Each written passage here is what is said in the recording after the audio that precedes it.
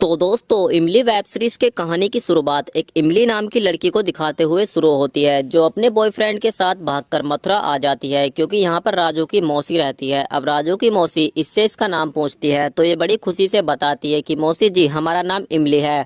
अब मौसी जी चौंक जाती है और बोलती है कि इमली, ये कैसा नाम हुआ? तो इमली बोलती है कि नाम से क्या लेना, नाम कैसा भी हो, बस आप हमारा काम देखिए। उसके बाद दोस्तों, मौसी काफी कड़क होती है और ये इसको पहले ही वार्निंग देती थी है, नाम से कोई फर्क नहीं पड़ता, लेकिन औरत के चाल चलन ठीक होने चाहिए।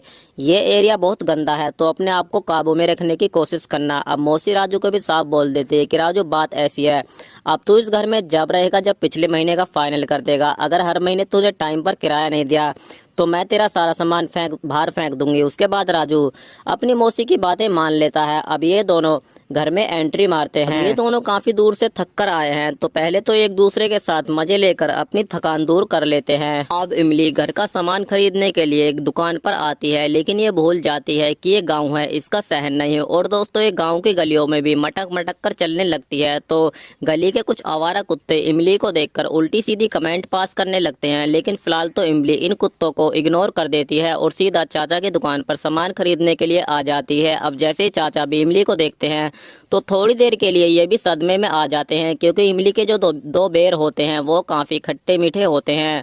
अब उसके बाद इमली सीधा घर पर आती है और अपने पति को बोलती है, तुमको पता है आज गली के कुत्ते मुझको परेशान कर रहे थे। तो ये बताता है, मेरी जान, तुम चीज ही ऐसी हो, उनसे रहा नहीं गया होगा। उसके बाद दोस्तों, फिर से ये अपनी बीवी के साथ रोमांस करने लगता है। अब रात को दो पुलिस वाले राजू के घर पर आते हैं और राजू को अपने साथ ले जाते हैं और उसके थोड़ी देर बाद राजू की मौसी भी घर पर आ जाती है और घर का सारा सामान बाहर फिकवा देती है और इमली को भी धक्के देकर बाहर निकाल देती है, क्योंकि इन लोगों ने मौसी के घर का पूरा 5 महीने का किराया नहीं दिया है।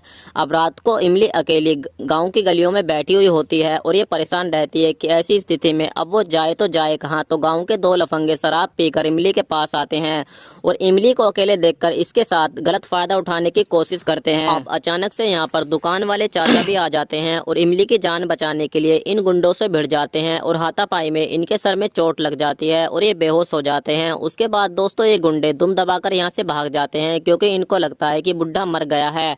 उसके बाद बड़ी मुश्किल से इमली इनको डॉक्टर के पास लेकर आ जाती है और इनकी जान बच जाती है। उसके बाद इमली चाचा को अपनी मजबूरी बताती है और इसकी मजबूरी को देखकर चाचा इसको अपने घर पर ही लेकर आ जाते हैं। अब सोते समय रात को अचानक से इमली के अंदर खलबली सी मचने लगती है और ये इस खलबली को शांत करने के लिए चाचा की छड़ी को ही अपना जुगाड़ बना लेती है। फिर अचानक से चाचा की भी आंखें खुलती हैं और जैसे ये इमली को इस हालत में देखते हैं तो ये चुपचाप सो जाते हैं और इमली की आवाजों का मजा लेना शुरू कर देते हैं। अब सुबह होती है, चाचा जी दुकान जाने के लिए तैयार हो जाते हैं तो इमली इनके हाथ में इनकी छड़ी देती है, लेकिन चाचा इस छड़ी को नहीं लेते क्योंकि इनको पता है रात इस छड़ी के साथ कितनी गंद फैलाई है। अब इमली चाचा के लिए दुकान पर खाना लेकर आती है, लेकिन चाचा इस खाने को भी खाना पसंद नहीं करते क्योंकि इनको शक होता है कहीं इमली ने इसमें भी अपना मुरब्बा ना मिला दिया हो। लेकिन फिर भी इमली चाचा को अपनी बातों से मना ही लेती है और पूछती है कि खाना कैसे बना है, तो चाचा इसके खाने की तारीफ करते हैं।